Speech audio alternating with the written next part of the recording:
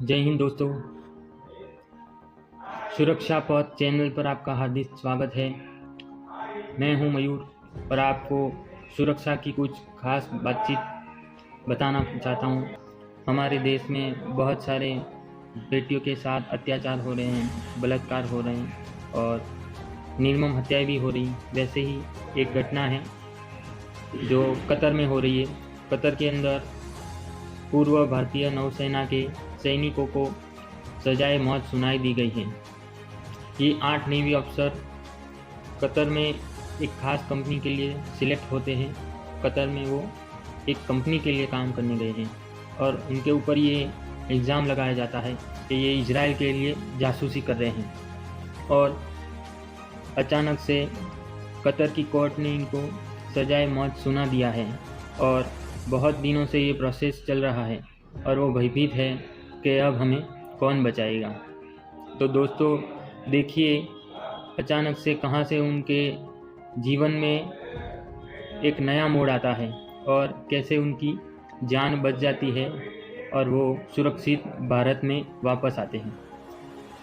नमस्कार दोस्तों, जय हिंद दोस्तों। सुरक्षा पथ चैनल पर आपका हार्दिक स्वागत है।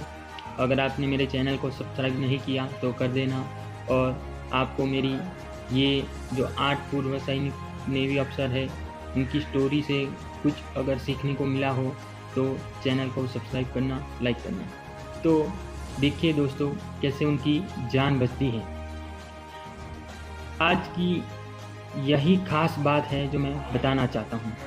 तो श्री रामचरितमानस में सुंदर कांड में भगवान श्री राम कह रहे हैं, विनय न मानत जल्दी जड़ गए 3 दिन बीत, बोले राम सकोप तब भय बिनु होई न प्रीत। तो भगवान श्री राम पहले विवेक से काम लेते हैं और नम्रता पूर्वक समुद्र से प्रणाम कर कर उनसे विनय से बात करते हैं कि मुझे लंका तक पहुंचना है और सुरक्षा सेतु बनाना है, तो आप हमारी सहायता करें। तो भगवान खुद रामचरितमानस में वर्णन है, भगवान खुद विवेक और विनय के साथ अपना कार्य आगे बढ़ा रहे हैं। वैसे ही यहाँ पर है हमारे नरेंद्र मोदी जी, जो इतने दिन से सुन रहे हैं कि 8 नेवी ऑफिसरों को उन्होंने सजाए मौत सुना दिया है और इंडिया के प्राइम मिनिस्टर कुछ भी एक्शन नहीं ले रहे हैं। और अचानक अबू धाबी में BAPS मंदिर के उद्घाटन के लिए उनको इनवाइट किया जाता है। तभी हमारे देश के प्रधानमंत्री श्री नरेंद्र मोदी जी, सुरक्षा सलाहकार NSA अजय डोभाल और विदेश मंत्री जयशंकर, इनकी अबू धाबी में एंट्री होती है और चुपचाप बिना किसी मीडिया या खबरों या न्यूज़पेपर में बिना जान किए ये सीधे ही वहाँ की जो व्यवस्थाएं हैं, वहाँ की जो सुरक्षा एजेंसी है, वहाँ की गवर्नमेंट है, वहाँ के जो प्रेसिडेंट है, उनसे प्यार से, जैसे हमारे राम जी ने समुद्र से विवेक और मर्यादा के साथ, उनका सम्मान के साथ उनसे बातचीत की कि मुझे यहाँ सुरक्षा सेतु बनाना है और आगे बढ़ना है, तो मुझे मार्ग दीजिए। वैसे ही हमारे मोदी जी जाके उनसे बात करते हैं विनय से, विवेक से और सरल तरीके से, सरल स्वभाव से कि आपको हमारे जो पूर्व नेवी ऑफिसर है 8, उनको सजाए मौत दे के आपको क्या फ़ायदा। आप थोड़ा उस पर विचार विमर्श करें और उसके बाद उनको जो भी सज़ा दे सुनाई है उसके बारे में सोच विचार के कुछ आगे बढ़िए। फिर ये था श्री राम का विवेक वाला रोल। अब हम आते हैं लक्ष्मण जी वाले रोल पे। लक्ष्मण जी कौन है? NSA अजित डोभाल, जो भय से, जो रामचरितमानस में सुंदरकांड में चौपाई है, भय बिनु होई न प्रीत, तो यहाँ पर भय है अजित डोभाल, जो भारत के सुरक्षा सलाहकार हैं। तो अजित डोभाल जो है उनके अंदर भय पैदा करके अपनी बात मनवा रहे हैं और अपने देश के पूर्व नेवी ऑफिसर को मौत के पंजे से बचाने का पूरा प्रयास कर देते और अपनी सारी जितनी भी शक्ति है वो लगा रहे हैं, वो भय से मना रहे हैं। तो ये हो गया लक्ष्मण जी वाला रोल। लक्ष्मण जी एक ही बाण चढ़ाने वाले थे और राम जी को बोल रहे थे कि मैं एक ही बाण चढ़ा के पूरे समुद्र का पानी जो है वो भस्म कर दूंगा और हमें रास्ता मिलेगा। अब हमारे जो विदेश मंत्री है एस जयशंकर, वो सरल ही तरीके से वो विदेश मंत्रियों से बात करते हैं और अपनी बात रखते हैं कि भारत ने कभी भी किसी का बुरा नहीं चाहा। सालों से भारत लोगों का, विदेशों का और मानव जीवन का कल्याण इच्छ रहा है। वो आपके देश के लिए ऐसा क्यों करेगा? तो भारत के बारे में आपके जो विचार है या जो आप करने जा रहे हो, तो उसके प्रति भारत के लोगों की सोच नकारात्मकता से बदल जाएगी। इसलिए आप भारत के जो पूर्व नेवी अफसर हैं उनके बारे में कुछ सोचें और भारत और अबू धाबी के जो संबंध हैं उसमें आपका ये फैसला है, उससे नकारात्मकता उत्पन्न होगी और भारत और यूएई के संबंधों के बीच दरारें पैदा हो जाएंगी। तो आप अपना फैसला जो है आने वाले समय के बारे में सोच कर लीजिएगा।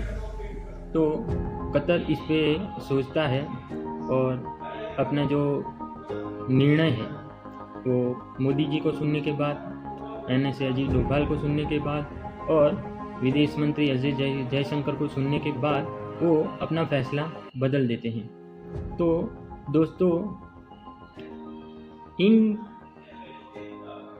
ये तीन जो चरित्र है हमारे देश के, ये तीन जो हमारे देश के पद हैं, उनके विवेक, उनका सरल स्वभाव और एक जो है वो भय पैदा करने वाला स्वभाव, इन तीनों स्वभाव से हमारा जो देश है वो आगे बढ़ रहा है। और जहाँ पे विवेक और सरल स्वभाव की ज़रूरत हो तो हम वही आगे करते हैं, जहाँ भय पैदा करना है, जहाँ भय दिखाना है तो हम भय पैदा कर रहे हैं। तो दोस्तों, हमें रामचरितमानस से यही सीख मिलती है कि जहाँ जीवन में हमें भय पैदा करने की ज़रूरत है हमारी खुद की रक्षा के लिए, तो सामने वाले के अंदर हमें भय पैदा करना है। हमें लगता है कि प्रेम से, प्रीति से हमारी अगर सुरक्षा हो सकती है, वहाँ हमें प्यार से व्यवहार करना है। तो हमारे जीवन में दोस्तों दोनों चीज़ ज़रूरी है, भय की भी आवश्यकता है और प्रेम की भी आवश्यकता है। तो हमें इन दोनों चीज़ों को लेके चलना है। तो हमारी जीवन की जो सुरक्षा पथ है वो सरल तरीके से हमारा आगे बढ़ेगा, क्योंकि इस चीज़ों को हम प्रीति तो बहुत करते हैं लेकिन भय का उपयोग नहीं करते। तो हमें जीवन में भय शब्द का भी उपयोग करना है।